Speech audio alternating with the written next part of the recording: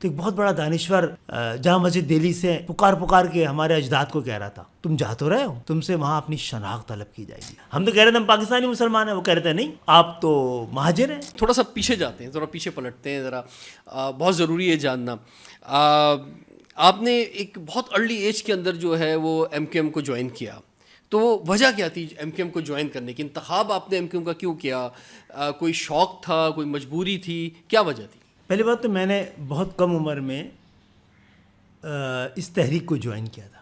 اس وقت M Q M بنی ہی نہیں تھی, 1979. میں نے ایم کیو ایم کو جوائن نہیں کیا, میں ایم کیو ایم کے بنانے والی ٹیم کا حصہ ہوں جنہوں نے ایم کیو ایم بنائی تھی. اب اے پی ایم ایس او کیوں بنانی پڑ گئی؟ جناب علی, 2500 سال پہلے سقراط نے کہا تھا کہ آپ کی شناخت آپ کا مقدر ہوتی ہے. اور اس نے ایک اور بڑی کمال کی بات کی تھی کہ شناخت وہی ہوتی ہے جسے دوسرا تسلیم کرے.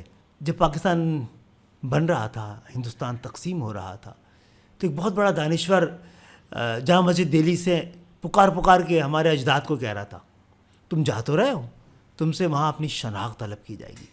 لیکن وہ یہ سمجھ رہے تھے کہ اتنے بڑے مقصد کے لیے دین کے خاطر ایک وطن بنانے جا رہے ہیں تو ان کو کس شناخت کی ضرورت ہوگی.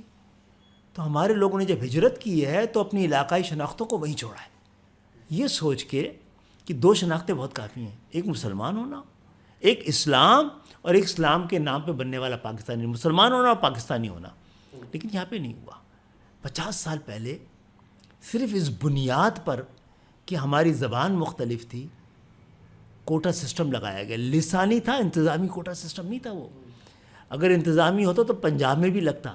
پنجاب میں سندھ سے زیادہ دیہی علاقے تھے, پنجاب میں بھٹو صاحب زیادہ بڑی تعداد میں جیتے تھے. تو عین لسان کی بنیاد پر پاکستان تقسیم ہو گیا تھا. مشرقی پاکستان بن چکا تھا 70 کے بعد. پھر آپ نے دوسری واردات یہ کر دی, 50 سال کے لیے کوٹا لگایا, تعلیم پہ بھی روزگار پہ بھی, تو اس کو نوجوان نسل کو متاثر ہونا تھا نا. تھی ہم سے پہلے, اے پی ایم ایس او سے پہلے تھی نا جمعیت, تھی اسلامی جمعیت علماء, انجمن طلباء اسلام تھی, این ایس ایف تھی, پی ایس ایف تھی, مسلم اسٹوڈنٹ فیڈریشن تھی, لیکن کوئی بھی ہمیں ریپرزینٹ نہیں کرتی تھی. جب شناخت کے شکار ہونے, آپ کی شناخت آپ کا مقدر ہوتی ہے, آپ کی شناخت آپ کا پیچھا کرتی ہے. تو ہمارے ساتھ تو یہ ہوا ہے. پھر کیا ہوا ہے, آپ نے ایک تو کوٹا سسٹم ہماری شناخت کی بنیاد پہ, جس کو ہم خود تسلیم نہیں کرتے تھے, لیکن کوئی سامنے والا تسلیم کرتا تو ہماری شناخت وہی تھی.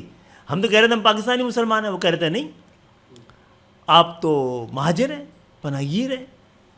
تو مہاجر ہونا تو بڑی سنت تھی. جب آپ نے ہمیں شناخت دی تو ہم نے اعتراض بھی نہیں کیا نا اس پہ.